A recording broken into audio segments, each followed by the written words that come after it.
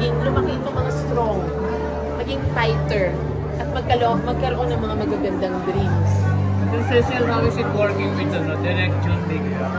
Definitely is, how can you say it? Kasi down to earth siya, pero magaling siya. He does not have to say it, pinapakita niya kagad sa trabaho. Madali rin siya mag-adjust. Like me, hindi naman ako talaga po artista. So he is trying and he is really adjusting sa akin. Tinutulungan niya ako, sasabihin niya sa akin para anong emotion ang involved para makapag-prepare ako dun sa part. So kay Direk, kung meron more than 100, yun ang score niya sa akin. Before this movie po ba, did you have a formal acting workshop? Wala nga eh. Siguro parang mahilig lang akong sumayaw. Kumanta, wala akong boses. Konting acting. Nung ako siguro elementary, high school, parang mga dramatics club. Pero wala talagang formal education or training. Experiences na ipagtrabaho sa mga bata. Lahat ng mga bata, walang biro ito. Professional. Madali silang kinakausapin na pag sinabi. Dahil siyempre mga bata yan eh. So mahilig yan, di ba, maglokohan. Medyo pag-tired na sila, pero ang dali nilang kausapin. Pag sinabing take na, prepare na, kahit pawis kami, kasi syempre mainit talaga eh, wala namang aircon. Hindi rin naman laging pwedeng bukas ang electric fan kasi yung sound nun, alam nyo. So, alam nyo kung gaano sila kagaling. Ako nga ang nahihiya doon sa mga bata. Gusto ko talagang maging maganda ang kalabasan kasi sila mga artista na eh, ako bago na. The first time it was offered to you accepted it agad po or nag-second thought? Nag-isip din muna. Kasi, syempre nga, hindi naman ako talaga artista. Medyo mahirap din yung role. At ngayon talaga po sabihin ko sa inyo, kabado ko, hindi ko malaman kung excited ako, natutuwa ako, o gusto ko maiyak. Dahil ito na, this is it. Dito, titingnan nyo na ang acting ko. Sasabihin nyo na talaga if I did a good work.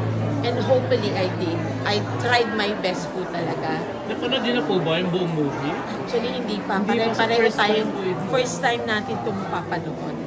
Ano po yung reaction ng Ano po? Gusto mo i-impart ng pelikula? Napakadami. Sabi ko nga sa inyo, minsan hindi natin nabibigyan ng impact or ng tamang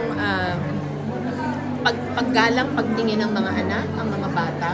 Pero magugulat pala kayo. Kala nyo mga batang isip lang yan because they're young. Pero they're strong. Kaya nga napaka-importante na yung mga foundation nila ayusin natin para lumaki silang maayos. At minsan may mga problema tayo, masasandalan pala talaga natin mga anak natin. Sila yung magbibigay sa atin ng inspirasyon to be strong. Sila yung magbibigay sa atin na kaya mo yan, ma. At kung may umaapi sa kanila, just think, hindi pa kayo maaapektuhan.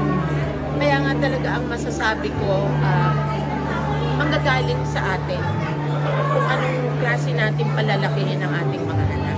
Nakadalawang pelikula na kayo, does it mean tuloy-tuloy na to? To be honest, talaga pong siyempre pipiliin ko din po kasi unang-una, hindi naman ako katulad ng mga ibang artista. Pag siguro kung nagkaganon, kailangan mag-workshop na rin ako. Dahil ayoko naman kayong bigyan ng kulang sa lutong acting. Diba po? It has to be worth your money na pupunta kayo at papanoorin niyo po kami. Hindi ba naman chance po sino gusto niyo makatrabaho yung next project? Marami kasi, di ba? Lahat ng artista natin magagaling. Top 3 po? Top 3. Three. Sila. Siyempre, Vilma Santos. Sino ba naman po hindi gusto makasama si Vilma Santos, Christopher De Leon? Pero really, even sa mga bata pong artista ang gagaling. Ayoko pong mag-mention kasi they achieved it because pinag-aralan nila yung kanilang pag-aartista. Talagang sabi nila siguro, hindi lang syempre ganda at pogi po yan. Kinakailangan po yan, dibdibin nyo talaga. It takes hard work. Diba? Kailangan po para magkaroon ng staying power. At sabi ko nga sa inyo, saludo po ako sa kanila. Bakit po, madam? Bakit po dapat mapanood na ng marami tawang pelikulang ito? Aking mga anak. Kay Masi talaga, no? Kasi nga sabi sa inyo, ang makukunan nyo naman na mga aral, mga bata, hindi naman talaga matanda lang ang magtuturo sa atin.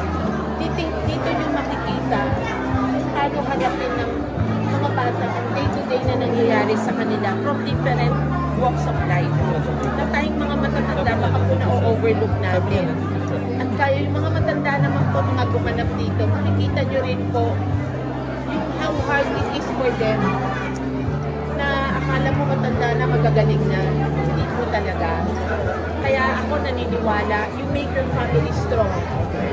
At kung iba po yun, and of course, yung spiritual, ano nyo, huwag kayong makakalimot sa Panginoon.